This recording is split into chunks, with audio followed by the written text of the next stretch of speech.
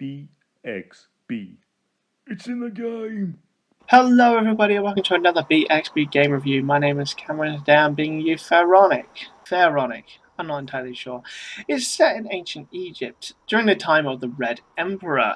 An almighty emperor who seems to reanimate himself every couple of hundred years to rule even more. And you play as this guy, who you can create yourself by the way, who is a slave freed from jail, off to save everybody, I guess. Now, I'm never really one to criticize a game for being too similar to a different game, but the company that made this actually say outright on the website that this is similar to Dark Souls. And that's pretty much what I would call this one. It's an ancient Egyptian 3D side-scrolling Dark Souls. If you haven't played a Dark Souls game, then what are you doing with your life? Go, now, buy one. It's been out for too long. But the similarities are the same. You have to keep an eye on your health, your stamina, your magic level. Using your weapons and your shield drains your stamina. You have Water of Life instead of Estus to get your health back once you've been injured. There are eagle statues now instead of bonfires to reanimate from and to reset the world. So once you've killed everybody in the area, if you rest there to get your health back, they'll be back again.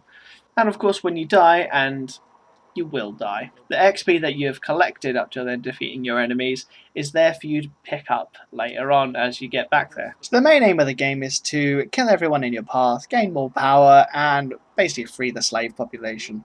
The combat isn't that different from Dark Souls either. You have to keep an eye on your weight levels when it comes to your armor, the style of weapon you have. Obviously the heavier ones you have, the more stamina you exert in a fight.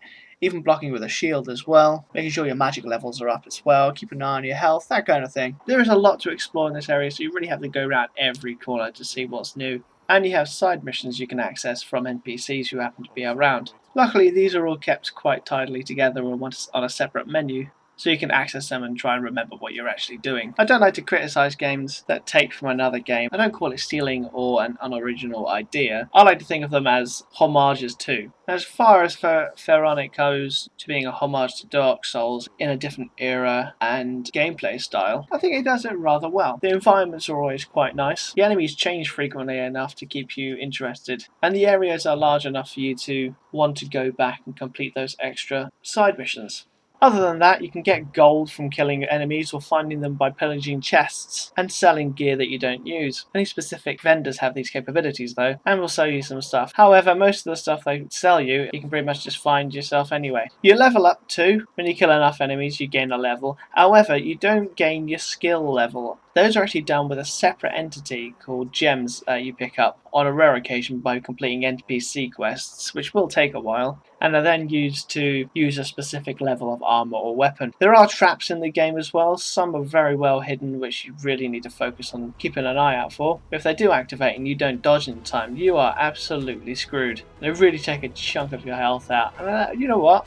I don't mind. I'm not going to call myself eagle-eyed all the time, but if I fail to get out of a trap, I deserve to get hit. So is it any good? Well, what I'm not going to do is I'm not actually going to completely compare it to Dark Souls, because I'm a massive fan of that series. But where it takes some of the combat design from Dark Souls, it's a bit more of a fast-paced combat style due to the side-scrolling element of it. There's no areas where you can fall over, accidentally roll off a cliff or anything like that. It's just you and one or two, or sometimes even five at one point. You can fight, you can dodge, you can block. You really have to focus on your attacks and your management of your stamina.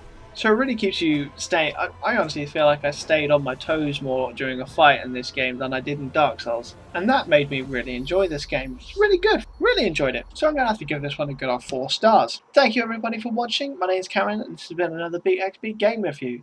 If you want to watch some more of our reviews, head on over to bxbgames.co.uk, and you can also follow us on Twitter at BXBGames. Thanks again, and I will see you next time.